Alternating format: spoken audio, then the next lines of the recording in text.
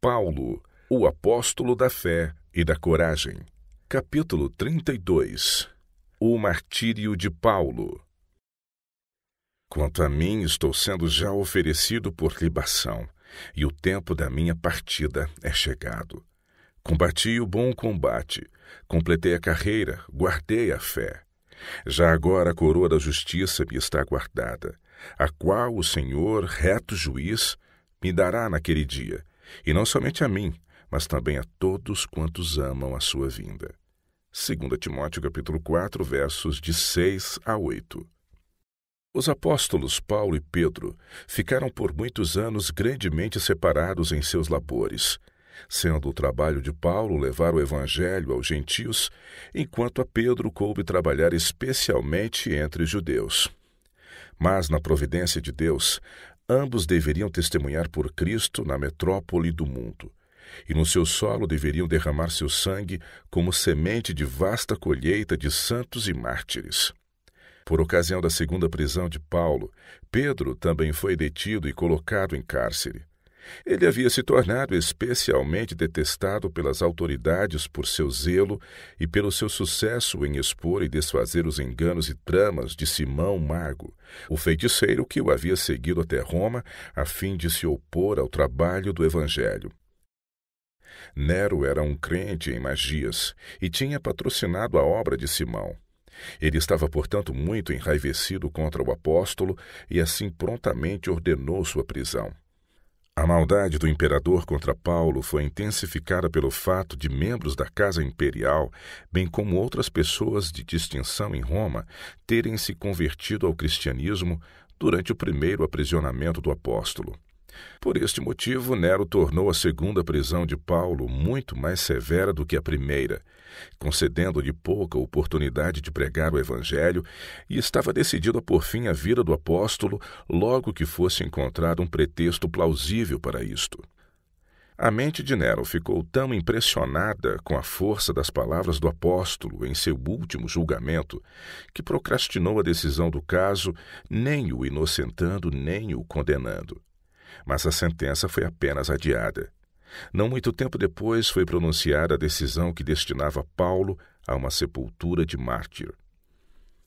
Sendo cidadão romano, ele não podia ser submetido à tortura e foi, portanto, condenado a ser decapitado. Pedro, como judeu e estrangeiro, foi condenado a ser açoitado e crucificado. Diante dessa temível morte, o apóstolo relembrou seu grande pecado de ter negado a Jesus na hora do seu julgamento, e seu único pensamento foi o de que ele era indigno da tão grande honra de morrer da mesma maneira pela qual havia morrido seu mestre. Pedro havia se arrependido sinceramente e tinha sido perdoado por Cristo, como foi mostrado pela alta comissão dada a ele de alimentar as ovelhas e os cordeiros do rebanho. Mas ele nunca se perdoou a si mesmo. Nem mesmo a previsão da agonia da última cena pôde diminuir a amargura de seu sofrimento e arrependimento. Como um último favor, ele rogou a seus executores que ele pudesse ser crucificado de cabeça para baixo. O pedido foi aceito, e desta forma morreu o grande apóstolo Pedro. Paulo foi levado reservadamente ao lugar da execução. Seus perseguidores, alarmados ante a extensão de sua influência, temiam que pudessem ser ganhos conversos para o cristianismo por meio das cenas de sua morte. Portanto, a poucos espectadores se permitiu estarem presentes. Mas os soldados empedernidos que o acompanhavam ouviram suas palavras e com espanto viram animoso e mesmo alegre à vista da morte. Seu espírito de perdão para com seus assassinos e sua inabalável confiança em Cristo até o último momento mostraram ser um cheiro de vida para a vida a alguns que testemunharam seu martírio. Mais de um aceitou o Salvador que Paulo pregava, e sem demora selou destemidamente com sangue a sua fé. Até o último instante a vida de Paulo testificou da verdade de suas palavras na segunda epístola aos Coríntios, porque Deus que disse, das trevas resplandecerá a luz, Ele mesmo resplandeceu em nosso coração, para a iluminação do conhecimento da glória de Deus na face de Cristo. Temos, porém, este tesouro em vasos de barro, para que a excelência do poder seja de Deus e não de nós. Em tudo somos atribulados, porém não angustiados, perplexos, porém não desanimados, perseguidos, porém não desamparados, abatidos, porém não destruídos, levando sempre no corpo o morrer de Jesus, para que também a sua vida se manifeste em nosso corpo. Sua suficiência não estava em si mesmo, mas na presença e operação do Espírito Divino que lhe enchia a alma e levava cativo todo o entendimento à vontade de Cristo.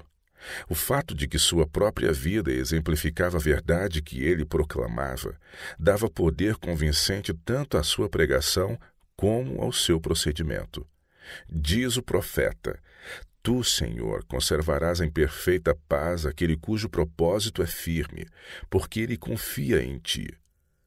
Foi esta paz celestial expressa no semblante do apóstolo que ganhou muitas almas para o Evangelho. Paulo estava a olhar para o grande além, não com incerteza ou terror, mas com jubilosa esperança e anelante expectativa. Ao encontrar-se no local do martírio, não vê a cintilante espada do carrasco ou a terra esverdeada que tão logo lhe haveria de receber o sangue. Olha através do calmo céu azul daquele dia de verão para o trono do Eterno. Sua linguagem era: Ó Senhor, Tu és o meu conforto e a minha porção. Quando me apresentarei a Ti? Quando te contemplarei por mim mesmo, sem um véu obscurecedor de permeio? Paulo levava consigo em sua vida na terra a própria atmosfera do céu. Todos os que se associavam com ele sentiam a influência de sua ligação com Cristo e a companhia dos anjos. Aqui reside o poder da verdade. A influência espontânea e inconsciente de uma vida santa é o mais convincente sermão que pode ser pregado em favor do cristianismo. O argumento, mesmo quando irrespondível, pode provocar somente oposição, mas o exemplo piedoso tem um poder ao qual é impossível resistir completamente. Enquanto o apóstolo perdia de vista seus próprios sofrimentos, sentia ele uma profunda solicitude pelos discípulos que ele estava prestes a deixar lutando com o preconceito, o ódio e a perseguição. Os poucos cristãos que o acompanharam ao lugar da execução, ele se esforçou por fortalecer e animar, repetindo as muito preciosas promessas feitas àqueles que são perseguidos por causa da justiça. Assegurou-lhes que nada falharia de tudo aquilo que o Senhor falara com respeito a seus filhos, provados e fiéis. Eles se levantarão e resplandecerão, porque a luz do Senhor brilhará sobre eles. Vestirão suas roupagens formosas quando a glória do Senhor for revelada. Por um pouco de tempo poderiam estar sob o peso de multiformes tentações. Poderiam achar-se destituídos de conforto terrestre, mas eles deveriam encorajar o coração dizendo: Eu sei em quem tenho crido. Ele é poderoso para guardar o que lhe confiei.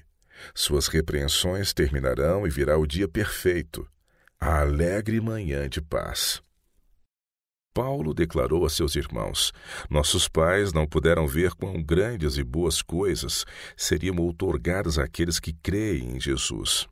Eles desejavam ver as coisas que vemos e ouvir as coisas que ouvimos, mas morreram sem vê-las ou conhecê-las. A luz maior que temos recebido está brilhando sobre nós pelo Evangelho de Cristo.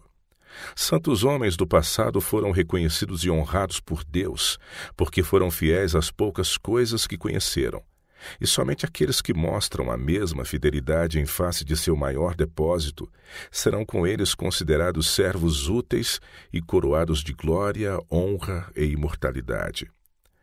Homem de fé, Paulo contempla a escada apresentada na visão de Jacó, a escada que tocava na terra e cujo topo alcançava os mais altos céus, pela qual os anjos de Deus subiam e desciam.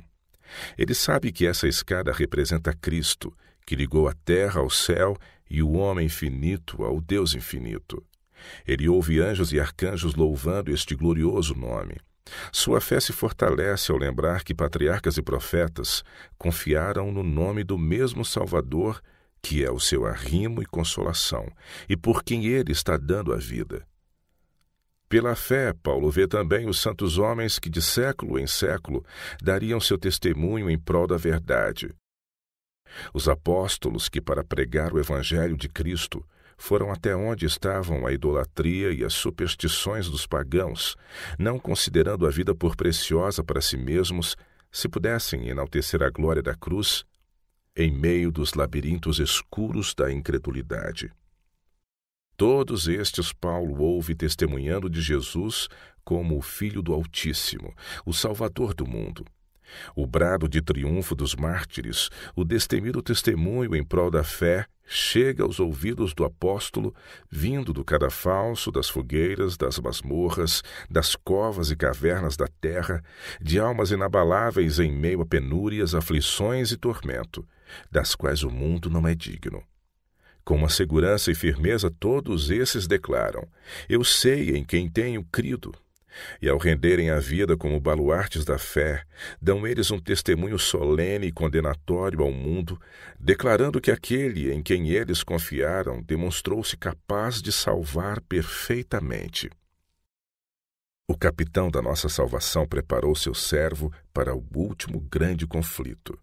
Resgatado pelo sacrifício de Cristo, lavado do pecado em seu sangue e revestido de sua justiça, Paulo tem o testemunho em si mesmo de que sua alma é preciosa à vista de seu Redentor.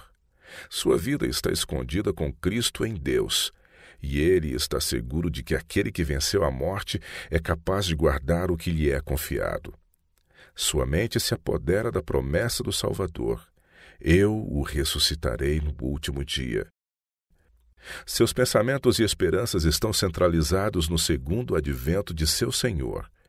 E quando a espada do carrasco desce e a sombra da morte cai sobre a alma do mártir, seu último pensamento ao morrer será o primeiro ao ressuscitar, o encontro com o doador da vida, que o há de convidar para a alegria dos bem-aventurados.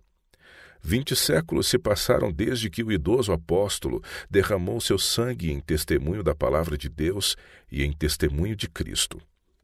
Mão nenhuma registrou para gerações vindouras as últimas cenas da vida desse santo homem.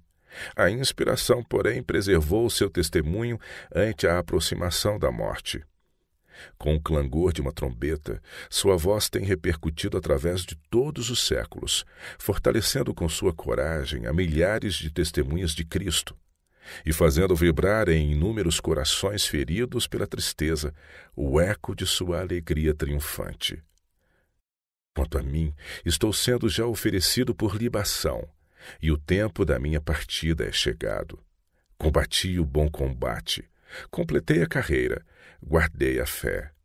Já agora a coroa da justiça me está guardada, a qual o Senhor, reto juiz, me dará naquele dia, e não somente a mim, mas também a todos quantos amam a sua vinda.